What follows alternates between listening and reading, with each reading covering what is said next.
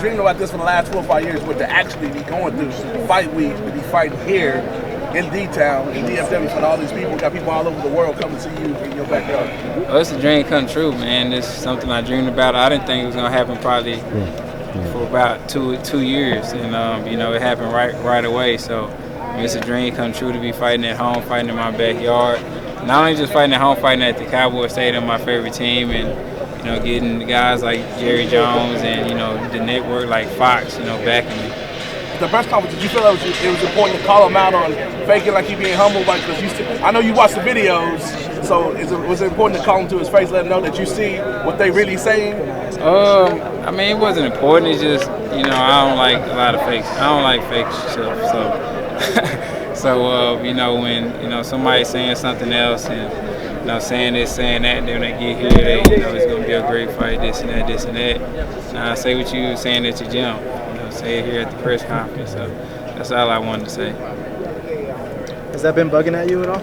Like a lot over the course of the build-up to this fight? No, it hasn't really been bugging at me. It just, you know, it was just the time and the moment, you know, basically to say, you know, what I had to say. So, I mean, he was saying something that, you know, he really wasn't saying in the right way. So, just had to correct him, like, nah, say, you know, how y'all was, you know, talking crazy at the gym. So. You've been, you know, you're always really humble, really quiet, really composed.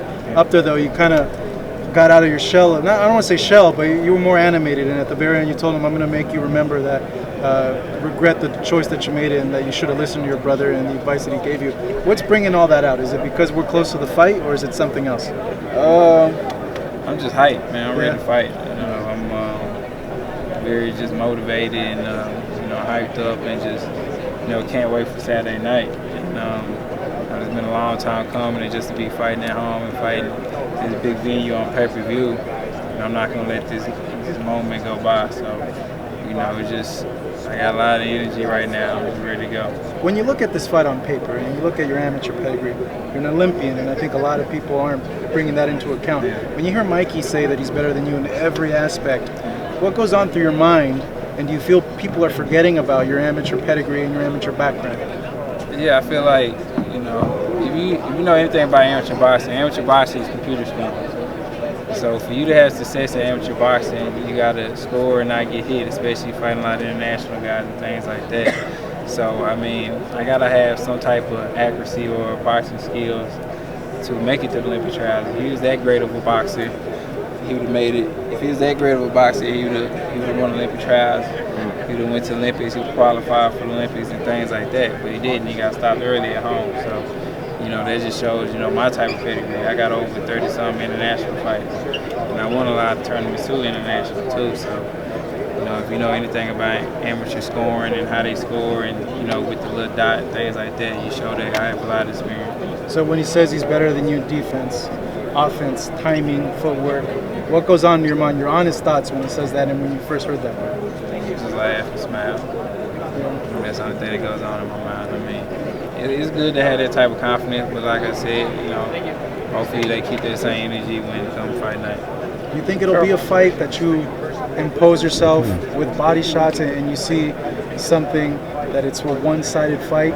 Do you picture that in your mind? No, it's whatever. If it's boxing or, you know, it's just moving fighting or things like that. I mean, I can't just say, you know, one style gonna get it done. I mean, I think we're both gonna be, you know, adapting on the fly. And we both have great corners, so they'll be seeing stuff that makes us switch up and switch our styles up. So you don't have like a gut feeling? No, I don't have no gut feeling. No? You sure? Yeah. Earl, what would satisfy you more? Stopping him or knocking him out? Oh, both. I mean, stopping him mean not just, you know, punish him. But I mean, the knockout too, I mean, both. It doesn't matter. As long as I get a man down, that's all that matters. Earl, do you think there's going to be any difference between you at 160 and him at 150? And do you think that 160 might give you more punching power? No, there's no difference in weight. I mean, I feel like, you know, 10 pounds not really no difference because he spar heavier guys. I spar heavier guys a lot too. So, you know, I feel like it's all about execution and getting the job done, skills, talent, and just, you know, overall the game plan of the camp. So I feel like it doesn't make a difference about 10 pounds. Hey, Champ. Do you feel like you're in a lose-lose situation and feel pressure to have to put on a spectacular show?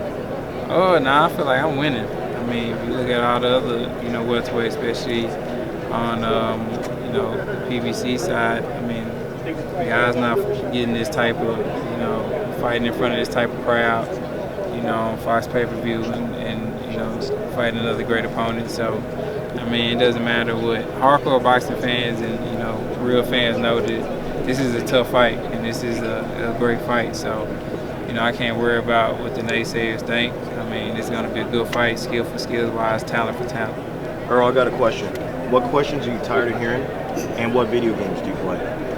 Well, I'm tired of hearing basically every question. I've been hearing it for 10 to a week, so.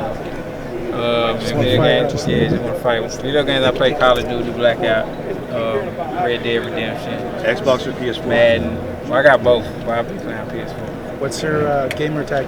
Oh, I ain't putting that out there. Last time I did, man, I got too many requests.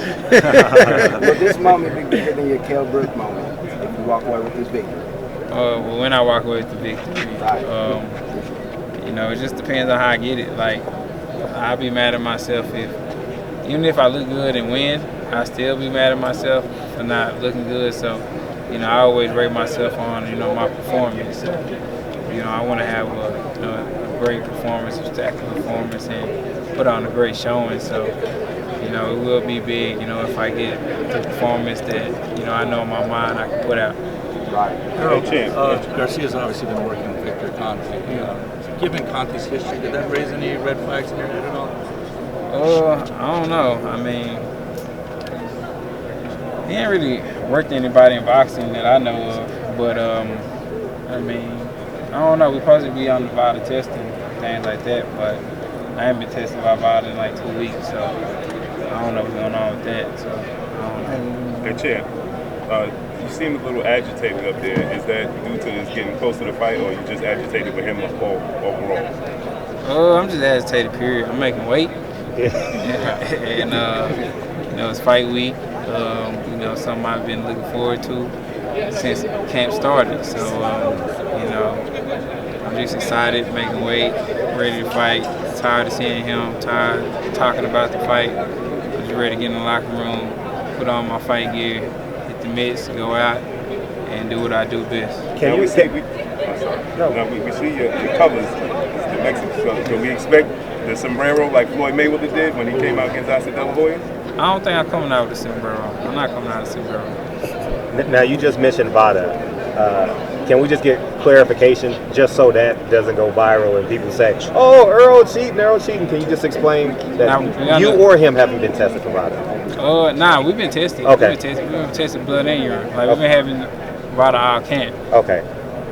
Yeah. Okay. Oh, so you have been tested? I misheard you. Yeah. Okay. I'm sorry. Last question, guys. Okay. Errol, do you feel like Mikey might be vulnerable to the body? We know you like throwing the punches to the body. Do you feel like he's vulnerable in that area?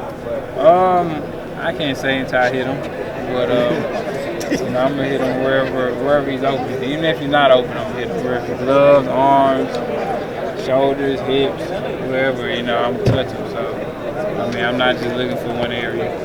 And then the magnitude